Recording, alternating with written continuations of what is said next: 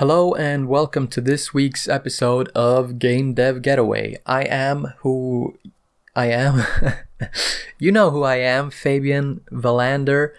We're going to be talking for a while today, hopefully a long while. If I can keep talking, I'm not good at talking for a long while uninterrupted.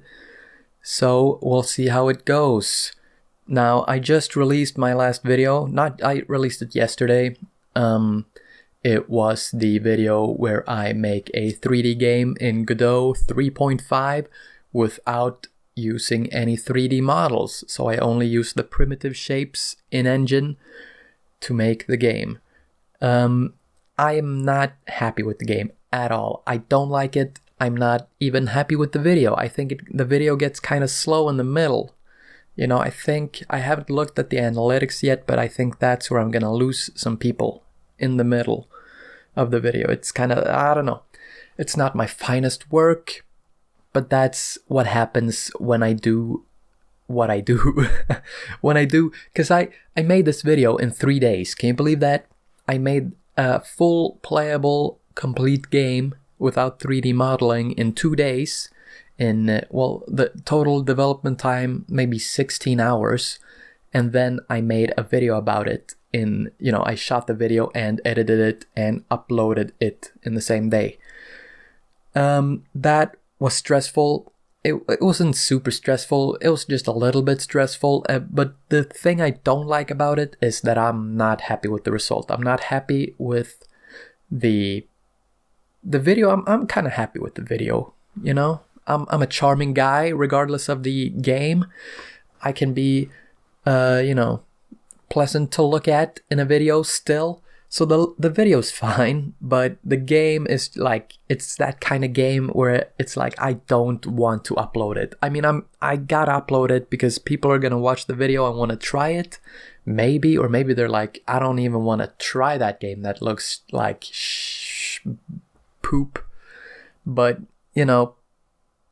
still, I uploaded it. It's the kind of game that I don't want to have on my itch page because I'm like, I don't want to have my name associated with it because it's not my finest work.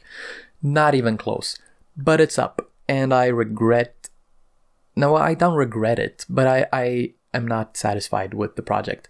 But, you live and you learn. I know now that type of upload schedule, 3 days, is not sustainable. It's not sustainable, and I'm not going to be happy with the outcome. So I'm going to change. Now, the reason I did a video in 3 days is because I can only work, due to the other things I have in my life, I can only work on my YouTube and game dev stuff 4 days a week. So that's Monday, Tuesday, Wednesday, Monday, Tuesday, Wednesday, Thursday are the days I can work. And Thursday, today, the day I'm recording this, not the day I'm uploading it, but the day I'm recording it, is a Thursday, and that's my podcast day. So I record the podcast, edit it, not a lot. It's a podcast, but I just make sure that, the audio is synced and stuff like that. And then I schedule the upload. So this is the podcast day. It's kind of chill since recording a podcast is not that much work. It kind of is for me because I'm very bad at talking, and getting me to talk for extended periods of time without stopping, that goes against my nature, okay? I don't talk for this long usually in my day-to-day life. I don't have this much to say. I'm the strong, silent type, you know what I mean? Introvert, I shut up, I keep my mouth shut, and I just sit and I think and I work. That's what I do. So talking like this a lot, it's not my area of expertise, but so it's a big deal for me to be making podcasts like this. It's not natural. It does not come natural to me. I'm getting more and more comfortable with making videos and making, being on camera. I'm not, cringing every time I see myself on camera anymore. And I know how to act more like myself, more natural in front of the camera. In the beginning, I had a big problem. I stuck to the script like it really like retook the several takes of every single sentence. Whatever. I'm more comfortable now. I'm developing I'm evolving as a person, becoming more and more like a true YouTuber, you know? I'm now comfortable in front of a camera, but I'm still not comfortable in front of people. Now, I don't know. I'm not gonna... Whatever. What am I talking about? My last video. I'm not happy with it. Someone in the comments said it looked like Gorbino's quest from Cruelty Squad. If you played Cruelty Squad, Cruelty Squad is a game on Steam that has overwhelmingly positive reviews. It's a very indie game, you know. It's a first-person shooter, but the reload is weird because you have to like click a button and drag your mouse to reload, and it looks like someone like like I don't know how to describe. It's very artistic. It's very like goes against the grain on every single thing. Like everything, it breaks all the rules of design and, you know, what looks good. The colors are crazy. It looks like someone ate a bag of candy, colorful. I don't know how to describe it. Ate a bag of Skittles and puked them all over the game. It looks crazy, and it's like the UI is crazy. I don't even know what I'm clicking on most of the time. It took a while to learn to, you know, understand what the hell was going on. But a lot of people love the game. To me, I cannot get into the game. I've tried. I bought the game a while ago. You know, I have not refunded it. I still have it because I still try to get into it from time to time. But I bought the game because I was like, oh, this is the game the cool developers like, you know. It's that kind of, to me, it's that kind of game where it's like, developers and artists love it because, oh, it's so smart, it breaks the rules. But the general public, you know, doesn't really love it because they don't get it the same way. But that's not true because it has overwhelmingly positive reviews. But, you know, I don't know. I can't get into it. I think it's just, honestly, it's nothing to do with the art style. It's just, you know, I don't like boomer shooters, you know, fast-paced shooters where you're leaning and you're jumping and, you know, that's not my cup of tea. I can't get into boomer shooters. I tried to play Rot Flesh as well. That's Miz's game, the YouTuber guy. I was subscribed to his Patreon, and I tried the you know, early access version of Rot Flesh. It was more fun. It was more fun than Cruelty Squad to me because the colors were not throwing me off. The UI was, you know, comprehensible. Is that a word? It is now. The UI, I could understand the UI and, you know, things made sense, but it was still too fast-paced for me. I didn't like it. I had to run around and I didn't like it. I don't like games that are that fast-paced, but it had some cool moments. It had some great ideas, but still not my cup of tea. I need my games to be like really slow, really like, I mean, you know what I like. Morrowind, Elder Scrolls 3 Morrowind, just slow paced. I can take it in my own pace. You know, I decide the pace. You know, it's not the enemies are not crazy monkeys jumping around in spacesuits, just zooming around and screaming and shooting. Like, Jesus Christ, slow down. You know, let me just take in the environment. Let me just go for a walk. Let me just go into a store and buy something and, you know, chat with a guy and just, you know, chill. And then if I want to do combat, I can, you know, go up to someone and smack him with my sword. And it's not like super complicated. I don't have to be good at the game to win the game. Or not to win the game, but I don't have to be like a professional esports player to kill one enemy. You know what I mean? I don't like that. I don't need to be like a movement guy, like dodging and crouching and jumping to, handle one encounter. I don't like that. So I can't really get into those games, but I can get into Morrowind. I like Morrowind. I like honestly, if I'm gonna be honest, I think I like the idea of Morrowind more than I like Morrowind. Morrowind is an RPG from the year, 2000. It's like Skyrim, but bad graphics and more fun skills. You can jump really, really high. You can levitate, which basically means fly in that game. You can fly around and you can just do more. You can do anything you want, And I like that when games let you do that. I don't like. I said I liked slower paced games, but I'm gonna talk some shit. You know what I don't like? I don't like these indie games that are like I've seen a lot of them. It's like a walking simulator, but it's made entirely of like assets from the asset store, like trees.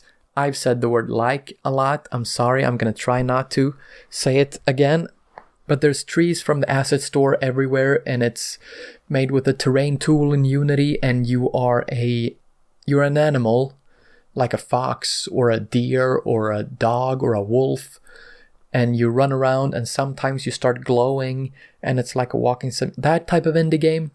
Like the first tree, I think, was the first one to do it, and now I see like one new The First Tree clone every month. I'm sorry to the people making those games. I don't like them. I think, it's one is enough. I get it. I don't want to see any more of them. I haven't even played The First Tree. I just don't like that there's so many of them. And the same thing with Cruelty Squad. I'm going on a shit talk rampage right now. Cruelty Squad is like, that was unique, that was new, that was nice, that was, breaking the rules. Now it feels kind of like, I don't know if my Twitter is just in that hole, but I see some games and I'm like, that is too similar to Cruelty Squad. Like with the colors and everything. It's very similar. It's like, get your own identity, please. Figure something out on your own. You don't have to do exactly what they do, break all the rules just to break the rules. It's been done, and I'm tired of it. Make something like, yeah, what you're making is new, but it's innovative, I guess, but it's not like super innovative because it's been done, but that specific thing has not been done, but the idea of it has been done, and I'm tired of it. I didn't like Cruelty Squad that much. I don't know, I'm just bitter. I have no reason to hate this much. You know what? Let me tell you about my future plans. So now you can hate at my stuff in return. No, you know what it is? I think it's jealousy. I think it's jealousy from my part, because I want to be the Twitter game developer that just posts a GIF of some weird puke shit, like weird colors and everything, and everybody goes crazy, and then I just disappear for like a month, and then I post another picture of my character in the game, and everybody goes crazy, and I'm just like this mysterious guy. I don't do YouTube videos. I'm just this mysterious game dev that just posts something. Twitter goes crazy, and I just disappear. That's the life I want to live, but I'm not that. I'm not that cool. I feel like I'm the YouTube guy. I can't be taken that serious. They feel like the cool kids, and I'm just the class clown. Now everybody likes the class clown, and everybody listens to what the class clown is saying and doing, but I don't get that cool respect like the cool kids do. You know what I mean? That's how I feel. I'm very visible on YouTube, but I'm not I don't have that cool reputation, you know? Especially these indie developers, like the huge ones, Toby Fox and Concerned Ape, that just drop a teaser and disappear, and they can just live like that. They can just pop something out, no hashtags, nothing. They have never touched a hashtag. You know, they just drop something and that's it. People go crazy. Or, you know, people making these indie devs making these like horror PS1 games that get a lot of traction on Twitter as well. They're just so cool. They just drop a little game or a little GIF or a MP4 of the game, and then I don't know. Maybe I just think they're cool, and I'm envious of them. And I'm not that mysterious type of game dev that can just gain traction from a GIF. I have to like get on camera and really impress you to get someone to care. But yeah, I'm jealous of that lifestyle. I also, my end goal is to be able to just disappear, drop one GIF, and then have people go crazy over the GIF. People know what to expect, and I just get that respect, even though I don't push out content all the time. Now, don't get me wrong, I like pushing out content. I like being a YouTuber. I like making videos. I like interacting with you, getting comments, listening to your feedback, you know, listening to the feedback, getting better and better at what I do, making better and better videos. I like what I'm doing, but sometimes I'm just envious of those game devs who, in my eyes, have that respect from just being cool. I'm not cool. I'm more funny than cool, I guess. Yeah, I'm jealous of that. Anyways, I'm gonna be making a game. Believe it or not, I bet you couldn't guess that. I'm gonna be making a game and releasing it on Steam. Yes, this is the third time I'm gonna try releasing a game on Steam. The first 2 times didn't work out and they're not on Steam, but this time, for some reason, I'm gonna do it right. I have this schedule laid out for me. If you're watching the video behind me, I have my physical Kanban board for my agile project planning, and I'm really, really gonna do it.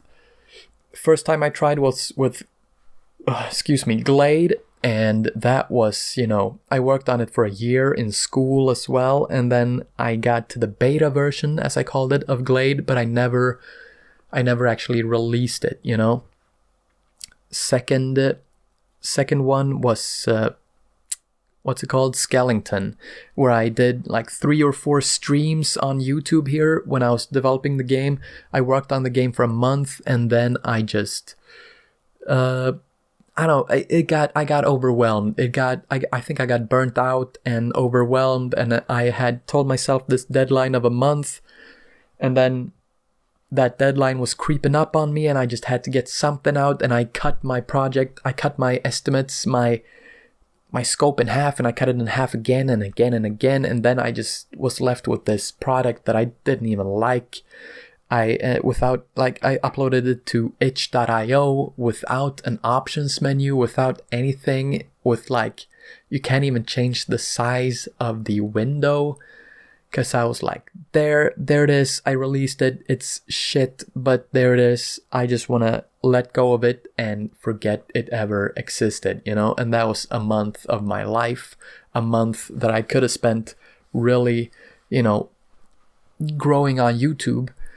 Now, to be fair, I did grow on YouTube a lot during that month, but that's because my old Same Game and 3 Game Engines video just blew up again out of nowhere. I don't know why. Maybe YouTube algorithm liked that I was streaming once every week. I don't know. But I did gain a lot of subscribers, but not because of the things I was doing that month, just because of chance. But still, I could have spent that time doing better things. But hindsight is 2020, and I'm gonna really try with this project. That's right, the project I'm making for Steam is the RPG that I made for my RPG video where you could level up anything in the game, or practically anything, with the monks and the crabs and stuff. I'm gonna make that into an actual Steam release, but I'm gonna make it properly with this physical Kanban board behind me, really plan it out. I'm gonna make it in Godot 4. Godot 4 they just released Godot 4, the first RC, the first release contender, or whatever it stands for. Basically, it's really close. Godot 4 is really close to being fully, properly released. So I'm gonna make it in Godot 4, and I'm gonna make it properly. I'm gonna have 2-week sprints, so every other week I'm gonna release a devlog with what I have accomplished during that sprint, and every other week that I'm not releasing a devlog, I'm gonna release a so-called filler video. That was me doing air quotes in the video that you're maybe watching right now or not. Filler video where I basically, it's gonna be a good video, but I'm gonna, I'm not gonna make a game for the video. I'm just gonna sit in front of the computer and maybe react to my old games. Game dev reacts to his first ever game, and it's gonna be me reacting to the code and me reacting to this and that. Game dev reacts to his abandoned projects, stuff like that. Fun stuff. I mean, I think I can pull off a good video even though I don't make a new game. I think I've developed enough as a YouTuber where I can enthrall people with only my personality. I can make a video about anything. I don't have to make a game project in a video to impress you, or to entertain you, rather. I can just be myself and talk about something, like, or just look at something, some old stuff, some interesting stuff. So that's every other week, and every other week I'm gonna release a nice, good devlog with a good hook to, show off that what I've done this sprint. I think I don't want to take more than 2 months to make this game, because life moves fast and I really want to get this game out there as soon as possible, but I think it's going to be like a minimum of 2 months, because I want to have a minimum of 4 sprints, 4 2-week sprints. So that's 2 months of work. So that's what I think, but I'm not done planning it. I'm still I have, some notes on the board, but I'm not completely done planning the development of the game. I'm really going to try to do this agile project planning with the Scrum maybe, and really, really try to get a product out there that is good and something that I can be proud of, and it's going to be great. People are going to love it.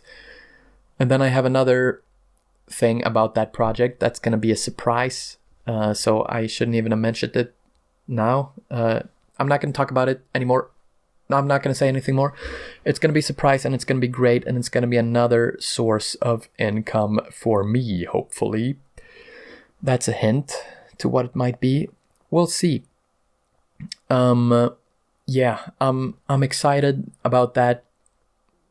So now that I've talked shit about some indie games, we'll see how this indie game of mine turns out, because so far I have not released anything that can compete with the indie games that I've talked shit about in this episode. Well, I didn't talk shit, really. I just said my piece, Whatever. That's what I think, and we'll see how it goes. I have faith in myself, and I think this is going to be great. I'm going to be uploading 1 video a week, either a devlog or a filler video, and then 1 podcast episode a week. And I think I have a good year in front of me. 2023 is my year, and nobody can stop me, and it's going to be great. So, have you heard about a little game called Hogwarts Legacy? I bet you have. A lot of people have. It's really hot. It's a hot debate right now. People are talking about it. A lot of people are excited. A lot of people are not so excited. I don't think I'll tell you my stance on the whole Hogwarts Legacy thing. I am not gonna buy it. That's my stance. I'm not gonna buy the game for several reasons. I don't think I have time to play it still. So it and also it's very like debatable if are you a basically, if you don't know, Hogwarts Legacy, it's a Harry Potter game. It's made by J.K. Oh, well, the game is not made by J.K. Rowling, but the Harry Potter IP is owned by J.K. Rowling. She gets money for the game, obviously, and she is really transphobic. And, like, really transphobic. And, basically people are saying that supporting the game is supporting her and her views. So if you support the game, you're transphobic, basically. You're a shitty person for supporting the game. And then we have the other side saying, well, it's just a game, calm down, and there's a lot of people working on that game, and, not supporting the game just because the creator of the IP is transphobic is kind of weird, What about the livelihoods of the people who made the game? We shouldn't boycott a game just because of one person's opinions. That person is not even, really that involved with making the game. They just own the IP, blah, blah, blah. And, it's debated all over the internet right now. People are saying, I'm not going to support the game, blah, blah, blah. People are saying, oh, I'm going to buy the game 3 times just to piss those people off. I'm not going to buy the game. I'm not going to buy the game. That's my stance on it. Because in these situations, I don't need, I'm not that much of a Harry Potter fan where I need a game. And I really need, it's a cool concept, an RPG, and you're a wizard in Hogwarts. It's cool.